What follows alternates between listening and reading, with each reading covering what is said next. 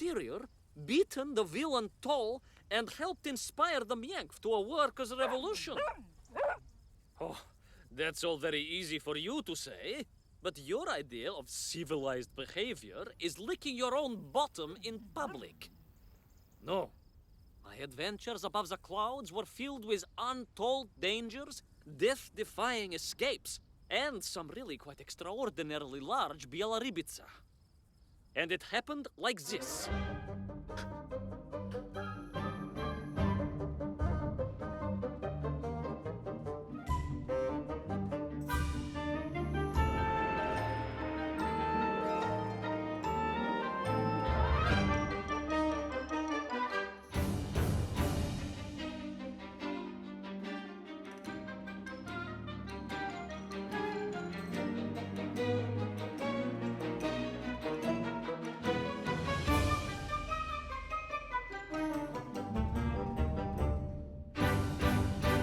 Boom, boom, boom.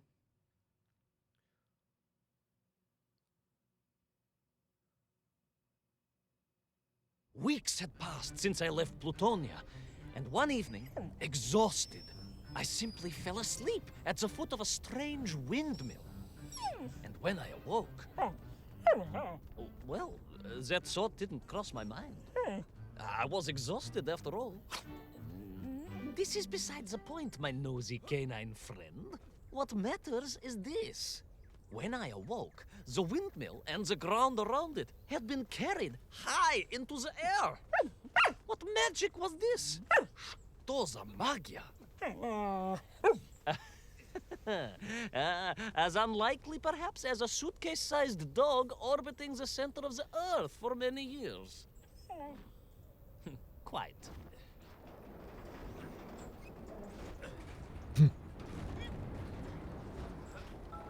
Quick as a flash, Kakmonia, my training leapt into play, and I began to paddle the strange contraption through the clouds in search of answers.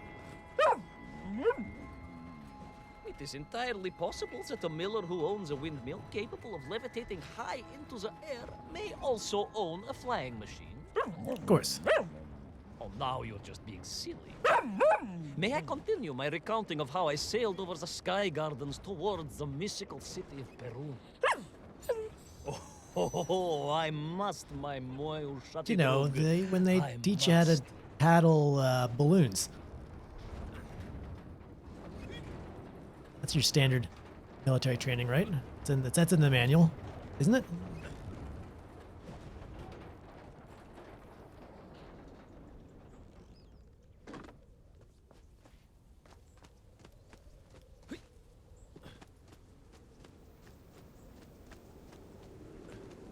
That was part of basic view.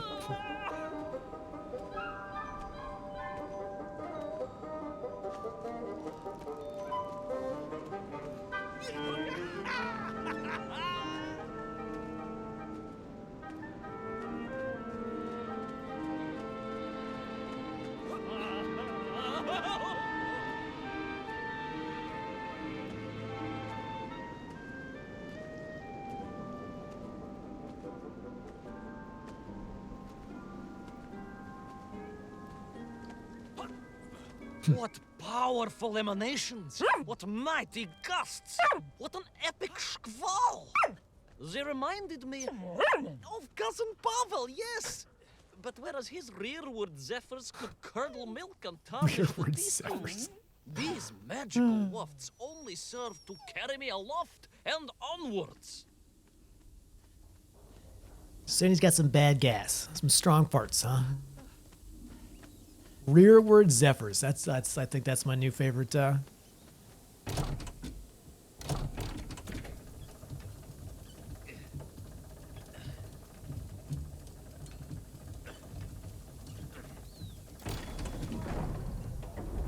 Term for a fart.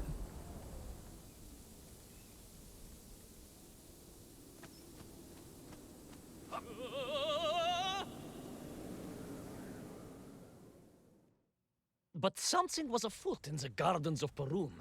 This horrid muck staining the surfaces and making my nose curl. Yes, it was positively pavilion in scent. But it did not belong here. I think I once told you of Auntie Masha's passionate encounter in a cable car with the manganese entrepreneur from Chiatura. Now, Auntie Masha told me that there was a disagreeable stain and smell all around those factories and smelting works. Our industry is not without its dangers. Could it be that the once bucolic gardens of Perun were being corrupted by unchecked pollution? After all, science is a double-edged sword, my bristly confidant. Consider Zemikov. Of course. I apologize. Прошу прощения. Two-headed dogs is perhaps a rather insensitive analogy, but not without justification in this instance. I have seen the blemished lands around Norilsk, but I could not believe that I would find such pollution here. But this was nothing to the true horror of what was shortly to unfold. One of your friends called the Windy Wanderer magic sites in Witcher 1 the Flashland Hobo Shrines.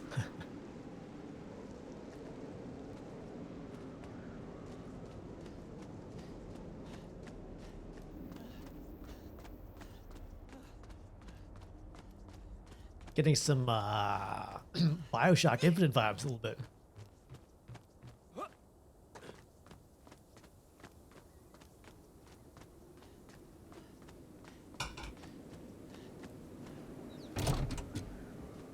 Do I go up? No. They want me to go down.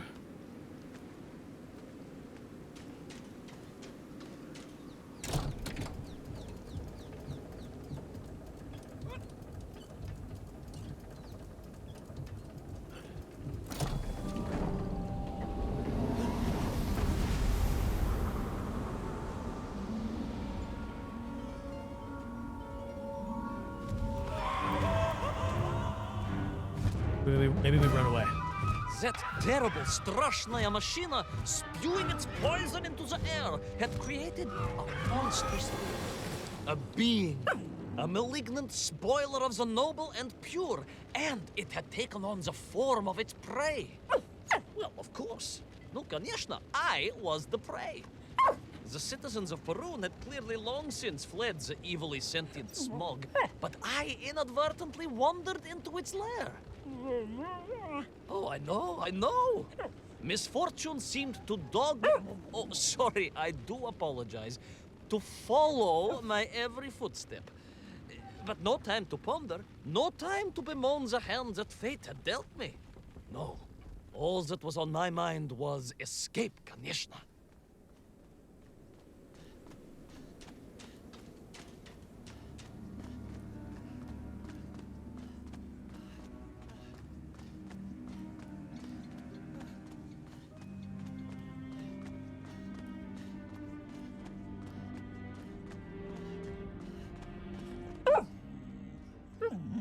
Yes, it was most interesting.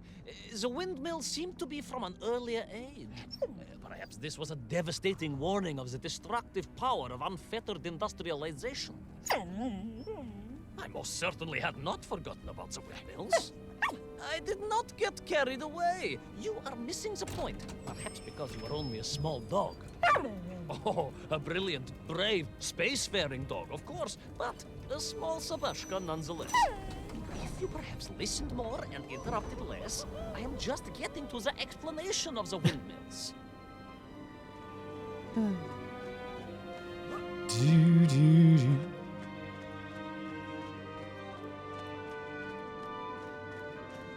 Some nice clouds in the background.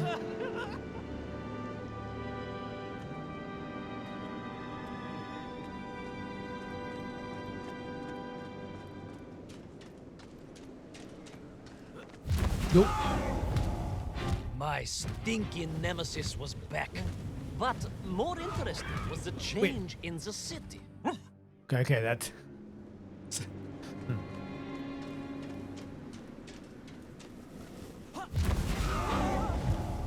My stinky nemesis was back. But more interesting was the change in the city. The windmills were fading out, clearly obsoleted, mothballed. relics.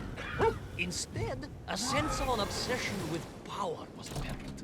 Vast engines, terrible machines, ever hungry and reliant on the rapid consumption of fuel, the production of toxic fumes and choking gases. Pride, my pushisti compadre, pride, ambitia, ambition, the dark side of science. Zemechov's had too many. Oh, don't be ridiculous, dog. Only a Durak with the intellectual capacity of a ringworm would think windmills are in any way harmful.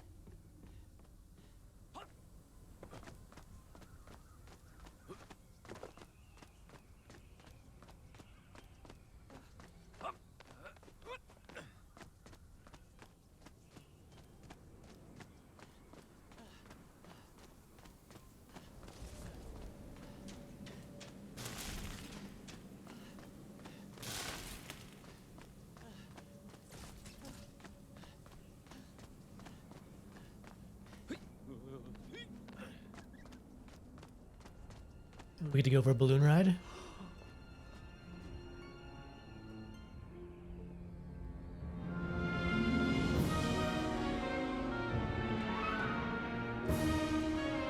Or it's just do we push this off the edge? No. Okay. So we just use it as a stepping stool. Okay. Got excited there for a moment.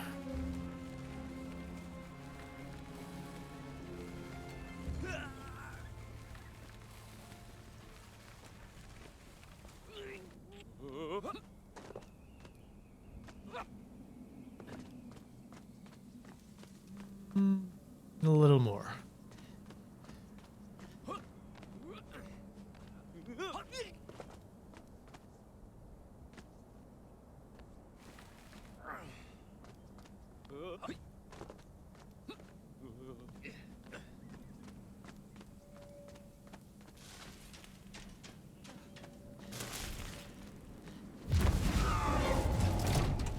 Yo, yo, yo. Come on.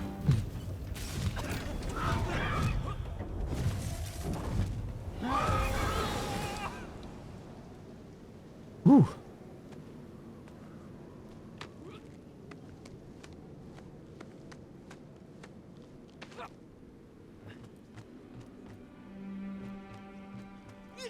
Of course, you never had much of a chance to travel. Sarcasm doesn't suit you. You don't have the tail for it. You do, at least, have a tail. Mind you, family gossip maintained that so did Uncle Rabliem. Although it was apparently little more than a stub, and a source of considerable discomfort and social anxiety for him. The question of whether or not Uncle Rabliem wagged his stub is very much off topic. What I am trying to say is that your upbringing on the streets of Moscow meant you never saw the blackened fields of Magnitogorsk. The sacrifices made by the valiant citizens of that industrial heartland, as they drowned in their own blight, even as they powered the state forwards. I was reminded of Magnitogorsk as I wandered through those fields of pipes and foundries. And I wept for the loss of innocence that so often goes hand in hand with progress. These clouds not so nice.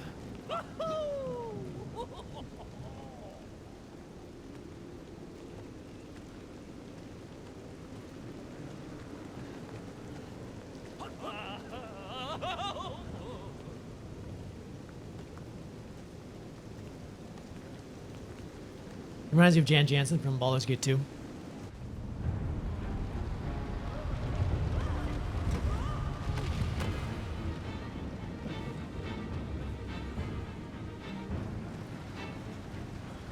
Nope. Smogman is back. I've injured my hip.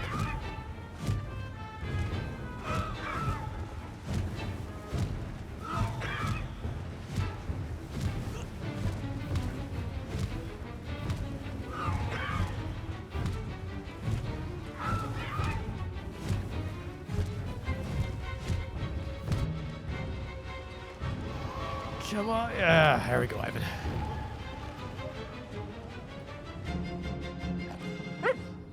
Indeed. I just evaded the slimy, oily grasp of that man-made vaginoid, his petroleum stink clogging my nostrils and making my head thump. And I felt a great stirring within me. Yes, much like I assume Cousin Pavel. May he never get loose again. But no, quite different. This was no volcanic upbubbling of gastric malintent. No, it was the roaring fires of justice once more ignited within me. I felt a swell of patriotic fervor and knew the hand of destiny had fallen on me once more. Yes, what a hand it was! I could not see this great wonder sink into an abyss of poison and bile. The Perunians may have been forced to abandon their city, but I had saved the world once before and was ready to answer the call again.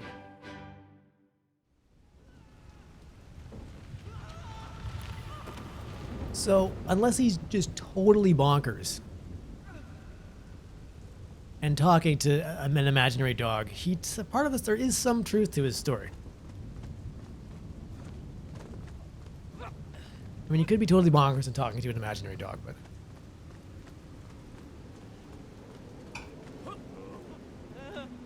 That's a possibility.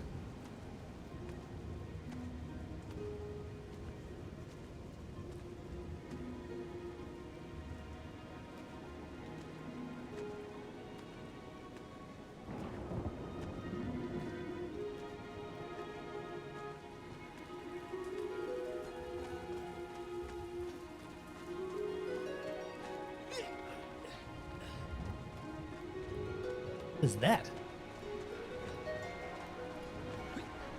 What strange metal Bielaribitsa clearly designed to swim through the air. I was amazed. And there was more. Beneath the fins, I spotted the apertures of hoses and was reminded of the time Auntie Agrafina devised a contraption to water all of her copious algae beds simultaneously with one flush of the toilet by a system of pipes and valves that ran throughout her house. Можно так сказать, in a manner of speaking, yes. Her algae were most irrigated, although her neighbor Victor was washing his trousers in the sink at the time and was bruised quite severely about the face and body. But these were no ordinary flying metal fish. They were designed to expel air, fresh air, and push back the polluted clouds. They're flying fishes. I feel like he's probably just sitting there in his underwear talking to a sock puppet. Yeah, it's probably also possible.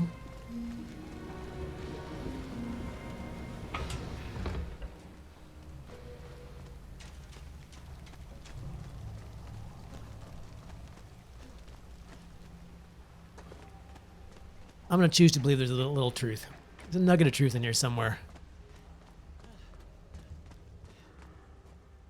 It's more fun that way. So we gotta activate these flying fish. Clean up the pollution. There is, of course, a fine tradition of looking to nature to solve problems of a scientific or military persuasion. Yes, as you well know. My nephew, Sergei... Yes, the very same. Poor lad with his dermatological eruptions. Well, Sergei was stationed recently at Kazachya Bukhta, where dolphins... dolphins? Were being trained as brilliant aquatic agents of socialism. Why not then be inspired by marine life? Why, there is a fish, I have heard, that can shoot jets of water from beneath the surface to knock its prey off little tiny twigs and into its mouth. If you were to tell the average mushroom sheriff that a dog would orbit the Earth, I suspect you would receive a similarly sneering response. No, that is because you are a small, hairy hound of uncertain parentage. I, on the other hand, am a cosmonaut, the product of many months of training, and I realized the answer to pollution was here all along. The Peronians, tragically, had simply never had time to finish their fleet. If only I could find a working flying fish. If only. If only. Yes. If only.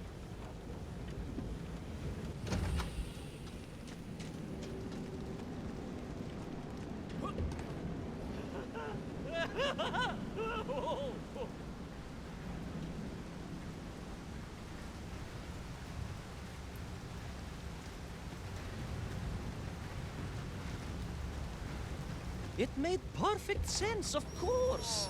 The poisonous tuhatas that engulfed Barun was like a nasty cold. And you know what to do with a cold to rid yourself of it. You may not get colds, but nor can you operate pea-shelling machinery. So don't get ideas above your station. We humans, on the other hand, may produce up to 16 million perfectly unshelled peas in an average shift. But we are martyrs to our sinuses. But to clear them, aha! These are remedies we Russians have been perfecting over the long centuries of harsh winters. Onions. A quick snifter of onion oil will clear your head faster than a Bragviev can clear a hypothetical minefield. Yes, if I could find a functional fish, I would become that onion. I don't know how many takes I had to do because the actor was pissing himself laughing. I don't know. It's great, great dialogue.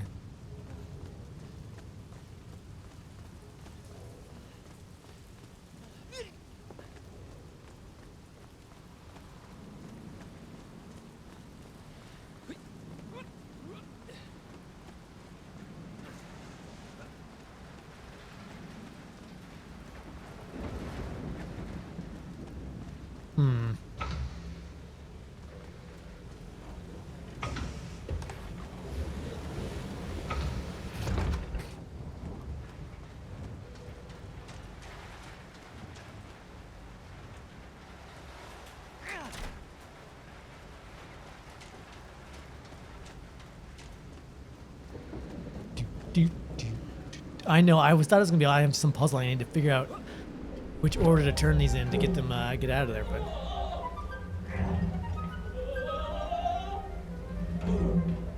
apparently not.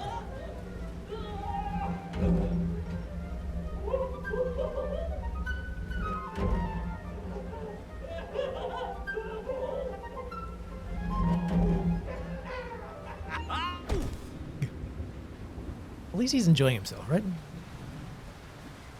Go on, I put my leg again. That's a. I was close. I could feel it. Yes, the working fish, the ribka. I could feel I was at the heart of Barun, and my noxious pursuer had renewed its chase with a terrible vigor.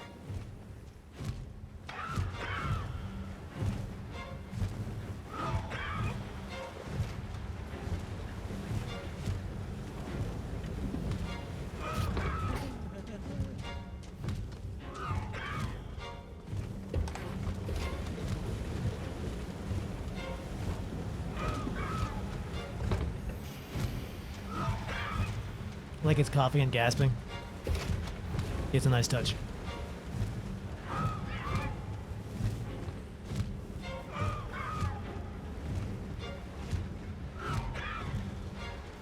We're cruising along here. I can't even see it. I just had to keep going, keep pushing. It's almost as if you knew, Pavel. Uncanny. How about it?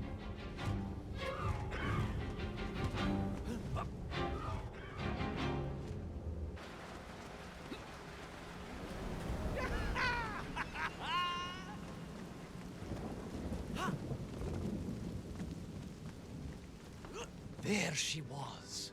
A beautiful sight. Her scales shimmering in the sunlight, her fins poised for action, her onion cannons primed for a great aerial conflict unseen in the annals of human endeavor. What now? And you are just jealous it was a bigger flying machine than yours. No, my bilious pal. It was time for science to fight back. Yes, my hairy compatriot. Paechale! Onwards to victory!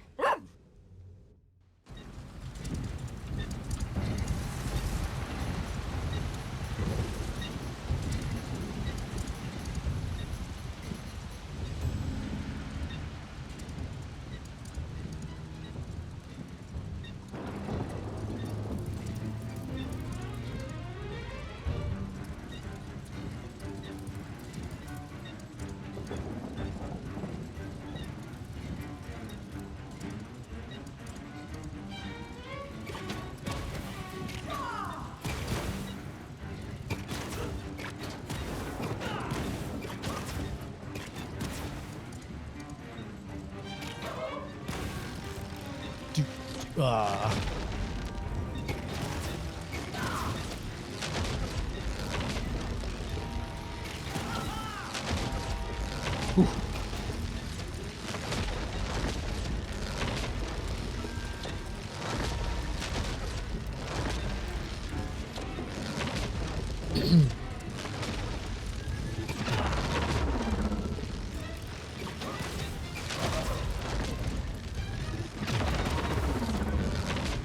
Oh gosh.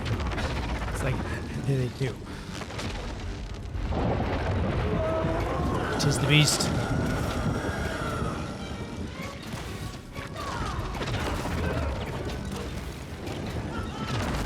Well, okay, that was the worst. I was weird. I thought it was gonna be a giant beam in the center, not two small beams. Alright. Totally misinterpreted that.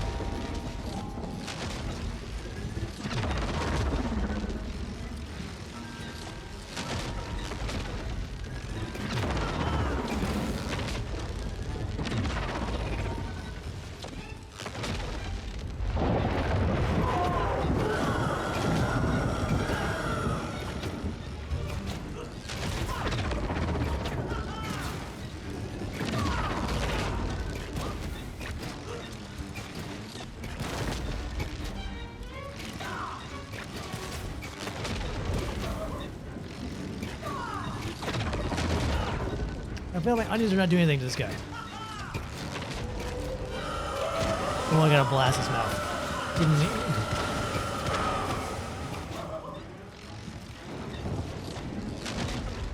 Give him the old onion breath.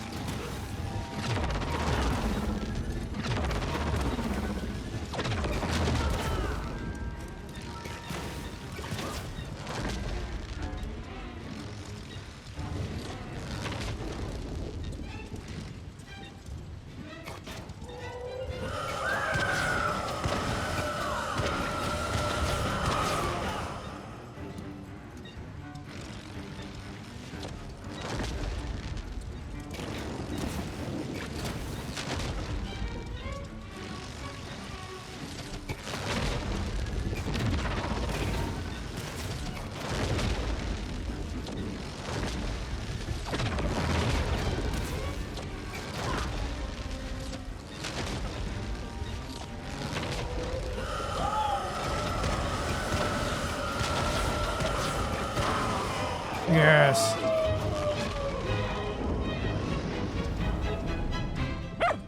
It was a miracle.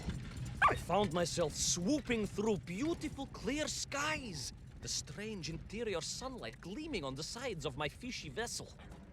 I heard birds clear their little throats and begin their wondrous gvalt, the wind gently humming on the fins. And then, all of a sudden, under it all, well, you see, in my hurry, it didn't even occur to me to check how much fuel was carried in the strange craft. Whoops. The horrible splutter, the engines choked and died. And suddenly we were plummeting downwards towards our doom. I did not. A simple mistake that many have made. Why, my Aunt Agrafina met her untimely demise being late for a fungal sculpting seminar and making exactly the same error. Only, unfortunately, it left her stranded in sub-zero temperatures just outside Pravachitsinsk. She wasn't found until 18 years after her own funeral, but was perfectly preserved. Remarkable, really. It is beside the point, yes. So, There I was. My fabulous ship had become a terrible prison. I was hurtling to my almost certain death. My triumph turned to tragedy. But then... Well, you know what happened next. Even so, my magnati drug, that is a story for another time. A most extraordinary story, of course, filled with dangers and wonders, and canals, and invasions, and strange doorways to other worlds. But perhaps too long a story for now. Yes, indeed, my canine tavarish. Time for soup. Auntie Agrafina's famous borscht. Coming? I just made you reinstall Sign Mora. You know, I think you really did have the happier time in Perun. The benefits of being a suitcase-sized dog in a little space machine, perhaps. Ah, yes, the correct term is indeed capsule, as I told the general once. Why, a letter just the other week? He's thinking of retiring, he says. Yes, and moving to Bashkiria to nurture bees. Bees? Surprised me too. I thought if animal husbandry was to be his passion, it would be a large, manly animal like elk, or bears, or a caban. Perhaps the bees he is thinking of are particularly militaristic. Or stingy, yes. Did you want bread with your soup? In which case, there's half a tin of old beef you could also finish. Somewhat gray, but I'm sure it won't taste awful. Yes, my four-legged associate. Now, did I ever tell you the story of when Uncle Rablien got his stub ensnared in the seat of a wicker chair in the finest fish restaurant in the whole of Taliatsia?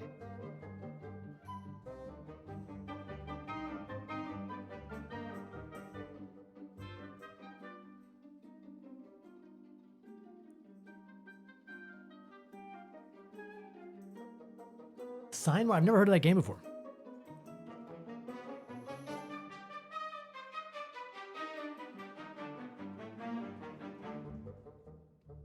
Oh, it kind of looks a little bit like the Leia level we just played. It's a smush shoot 'em up. It's on Steam. That's cool.